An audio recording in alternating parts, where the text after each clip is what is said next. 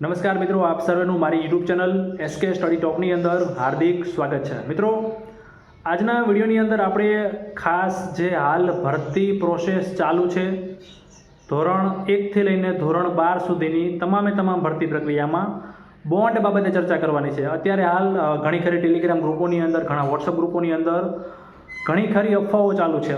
અફવાઓ મીન્સ કે ઉદાહરણ તરીકે તમે 11-12 સરકારીમાં જેનો વારો આવી ગયો છે એ ઉમેદવાર જો જિલ્લા પસંદગી કરી નાખે છે 11-12ની અંદર, તો એ ઉમેદવારનું નામ ઓટોમેટિક નીકળી જશે। 11-12 ગ્રાન્ટેડમાં, 9-10 સરકારીમાં, 9-10 ગ્રાન્ટેડમાં જો નામ હોય તો એ ઉમેદવારીને ફરીથી જિલ્લા પસંદગી નહીં કરી શકે।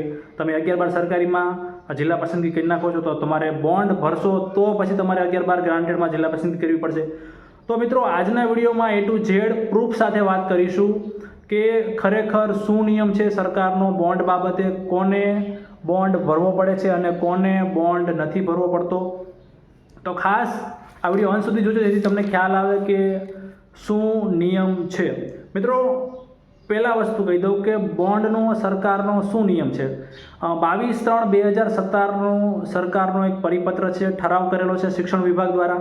જો તમારે ઠરાવનો ઓફિશિયલ પરિપત્ર વાંચવું હોય તો આપણી જે ટેલિગ્રામ ચેનલ છે એની અંદર મેં મૂકી દીધો છે। તમે ટેલિગ્રામ ચેનલમાં આપણા વિડીયોના ડિસ્ક્રિપ્શન બોક્સની અંદર લિંક મૂકેલી છે, તો ખાસ તમે આખો પરિપત્ર વાંચી શકો છો, જેમાં ચોખ્ખું કીધેલું છે કે જે ઉમેદવારો હાલ શાળામાં નોકરી કરી રહ્યા છે, ઉદાહરણ તરીકે પ્રાથમિકમાં હોય, માધ્યમિકમાં હોય કે ઉચ્ચતર માધ્યમિકમાં હોય, તમે સમાન સંવર્ગની અંદર ફરીથી ઉમેદવારી નોંધાવો છો। સમાન સંવર્ગ એટલે 6 થી 8માં જે શિક્ષક હાલ ભણાવે છે એ ફરી વખત 6 થી 8માં ફોર્મ ભરે છે। 9-10માં જે શિક્ષક હાલ નોકરી કરે છે એ ફરી વખત 9-10માં ફોર્મ ભરે છે। 11-12માં જે શિક્ષક હાલ નોકરી કરે છે એ ફરી વખત 11-12માં નોકરી કરે છે એ ઉમેદવારી નોંધાવે છે। તો એમને 3 વર્ષ નોકરીના ન થયા હોય, એટલે કે 3 વર્ષ પહેલાં જો રાજીનામું મૂકવાનું થાય તો એમને 3 લાખનો બોન્ડ જમા કરાવવો પડે છે। મિત્રો, જ્યારે ફોર્મ ભરવાની શરૂઆત થઈ ત્યારે જ તમને ખ્યાલ છે કે NOC મગાવવામાં આવે છે, ખાસ શિક્ષકો માટે NOC મગાવવામાં આવી હતી। તો આ માટે જ મગાવવામાં આવેલી હતી કે જે શિક્ષકો હાલ ચાલુ નોકરીએ છે એમને એમના ઉપલી અધિકારી, જે નિમણૂક અધિકારી છે એમના પાસેથી NOC લેવાનું હોય છે। બીજું, જે શિક્ષકો હાલ ચાલુ નોકરી કરે છે એ જ્યારે નિમણૂક પામ્યા હતા ત્યારે એમની પાસે એક બોન્ડ સાઇન કરાવવામાં આવે છે, જામીન ખત કરાવવામાં આવે છે, જેમાં કહેવામાં 30 દિવસની અંદર નોકરીએ હાજર થયાના 30 દિવસમાં એક જામીન ખત કરાવવામાં આવે છે કે જો એ 3 વર્ષ કરતાં જે ઓછા સમય પહેલાં રાજીનામું મૂકે છે એની એ જ સંવર્ગની અંદર ફરીથી ફોર્મ ભરે છે તો એમને 3 લાખનો બોન્ડ ભરવો પડશે। એ જે સરકારશ્રીમાં જમા થાય છે, ચલણથી જમા કરાવવાનો છે, તો બીજે કંઈક જે રસ્તાઓ હશે સરકાર એક્ઝેક્ટ મને નથી ખ્યાલ, પણ એ તમે 3 લાખનો બોન્ડ ભરો છો પછી જ તમારું રાજીનામું મંજૂર કરવામાં આવે છે।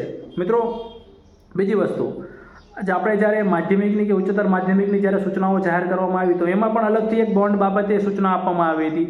એમાં શું સૂચના હતી? એ અલગ સૂચના હતી અને આ જે 3 લાખનો બોન્ડ છે ચાલુ નોકરીવાળાનો, એના એ જ સંવર્ગમાં ફરતી ફોર્મ ભરે છે તો એ બોન્ડ અલગ છે। અને બીજો જે સૂચના આપવામાં આવી હતી એ એવી હતી કે તમે હાલ પ્રાથમિકમાં, માધ્યમિકમાં કે ઉચ્ચતર માધ્યમિકમાં જે શિક્ષકો નોકરી કરે છે એમને જિલ્લા ફાળવણી મેરિટ કમ પ્રેફરન્સ દ્વારા શાળા પસંદગી થઈ જાય છે પણ એ હાજર નથી થતા, એ નોકરી લેવા માગતા નથી, તો એમના પગારમાંથી 40 મહિના સુધી 5,000 રૂપિયા નિમણૂક અધિકારી DEO DPO એ કપાત કરશે, એટલે કે 2 લાખ રૂપિયા સુધીની પગારની કપાત થશે જો તમને શાળાની ફાળવણી થઈ ગઈ છે અને તમે હાજર જ નથી થતા। કોના માટે? જે હાલ ચાલુ નોકરીએ છે એ માટે। હવે સીધી વાત, મુખ્ય જે અત્યારે આપણે મોસ્ટલી કયા ઉમેદવારોને મૂંઝવણ છે? જે ઉમેદવારો 11-12માં પણ નામ છે, 11-12 ગ્રાન્ટેડમાં પણ નામ છે, 9-10 સરકારીમાંય નામ છે અને 9-10 ગ્રાન્ટેડમાંય નામ છે।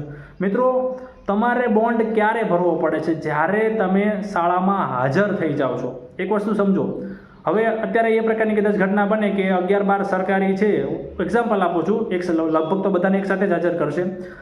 એક્ઝામ્પલ તરીકે 11-12 સરકારીની શાળા ફાળવણી થઈ જાય છે, જેટલા લોકોને શાળા ફાળવણી થઈ ગઈ છે એ તમામ લોકોને શાળામાં હાજર પણ કરી દે છે, એમના હુકુમ પણ આપી દે છે, શાળામાં હાજર પણ કરી દે છે।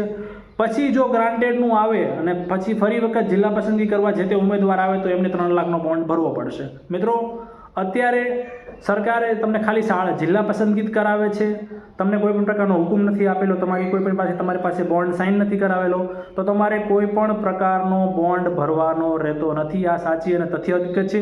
આ માટે મેં ખુદ હેલ્પલાઇન નંબર જે છે મને ખ્યાલ જ હતો પહેલેથી, તેમ છતાં અત્યારે મેં જે માધ્યમિક શિક્ષક ભરતી બોર્ડનો હેલ્પલાઇન નંબર છે, એડમિનિસ્ટ્રેટિવ સપોર્ટનો જે હેલ્પલાઇન નંબર ઓફિશિયલ સાઇટ ઉપર આપેલો છે, એ બાબતે મેં પૂછ્યું હતું કે 11-12 સરકારીમાં જે ઉમેદવારનો વારો આવી જાય છે તો શું ફરતી એ ગ્રાન્ટેડમાં જિલ્લા પસંદગીની બધું કરી શકે છે? તો કે હા, કરી શકે છે, એમાં કોઈ પણ પ્રકારનો વાંધો નથી. શાળામાં હાજર થઈ જાઓ છો પછી તમારે એ બોન્ડ સાઇન કરવાનો નિયમ લાગુ પડે છે, તમારી પાસે જામીનગીરી બધું લે પછી. ટૂંકમાં તમે અત્યારે તમારો જે જગ્યાએ વારો હોય, તમે તમામ 11-12 સરકારીમાં જિલ્લા પસંદગી કરી હોય તો તમે 11-12 ગ્રાન્ટેડમાં પણ કરી શકો છો, 9-10 સરકારીમાં પણ કરી શકો છો અને 9-10 ગ્રાન્ટેડમાં પણ કરી શકો છો. પણ તમામ મિત્રોને એક મારી વિનંતી છે કે જે ઉમેદવારો 11-12 સરકારીમાં અત્યારે વારો આવી ગયો છે, તમને તમારો જોઈતો જિલ્લો મળી ગયો છે, તો ખાસ તમારા બીજા જે નીચલા મેરિટવાળા ભાઈઓ બહેનો છે એનો વિચારજો. કોકના ઘરે નોકરી મળશે તો કોકના ઘરે દીવો પ્રગટાવવા બાબતે તમને પોઈન્ટ મળશે. ખાસ સીટું ના બગડે એનું ધ્યાન રાખજો, કેમ કે નો ડાઉટ તમારો હક છે, તમે ગ્રાન્ટેડમાં તમને નજીક મળતું, સરકારીમાં દૂર મળ્યું હોય, તમે 11-12 ગ્રાન્ટેડમાં નજીક લેવા માગતા હોય તો લઈ શકો છો, પણ તમને જો નજીકનો જિલ્લો તમને જે જોઈતો છે એ મળી જ ગયો છે તો ખાસ એ બાબતે ધ્યાન રાખજો કે બહુ સીટું ના બગડે.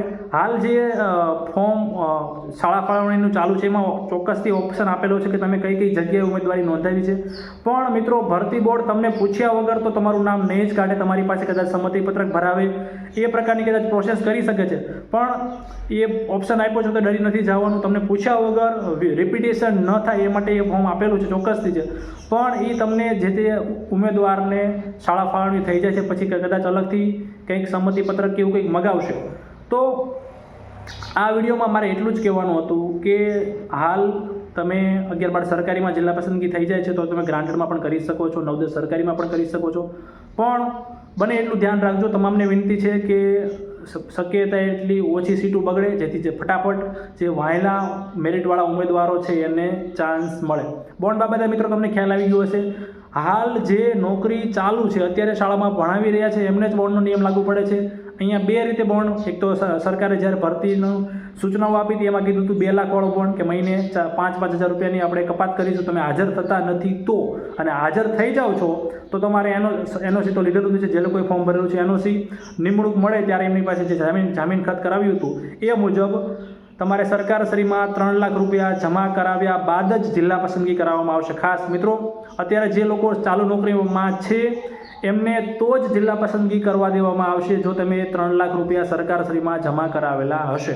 તો મિત્રો તમને ડાઉટ ક્લિયર થઈ ગયા હશે. ટેલિગ્રામ ગ્રુપોની અંદર જે અફવાઓ ચાલી રહી છે કે તમારે પૈસા જમા કરાવવા પડશે, તમે 11-12 સરકારીમાં જિલ્લા પસંદગી થઈ ગઈ તો ગ્રાન્ટેડમાં તમારે અત્યારે ઓલું કરવું હોય તો પૈસા જમા કરાવવા પડશે, તમારું નામ નીકળી જશે, એ બધી અફવાઓ છે મિત્રો.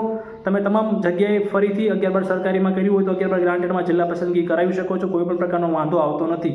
વાંધો ત્યારે જ આવશે જ્યારે તમે હાજર થઈ જાઓ છો, તમારી પાસે ઓર્ડર આવી જાય છે, પછી આ બધા જે પૈસા ભરવાના નિયમ છે, બોન્ડના નિયમો છે એ લાગુ પડતા હોય છે. આવી નવી કોઈ પણ અપડેટ માટે આપણી ચેનલ એસ્કેપને સબસ્ક્રાઇબ કરજો અને ખાસ બાજુમાં આપેલા બેલ આઇકનને દબાવી દેજો, જેથી હું કોઈ પણ વિડીયો મૂકું તો તમારા સુધી પહોંચી જાય. ધન્યવાદ.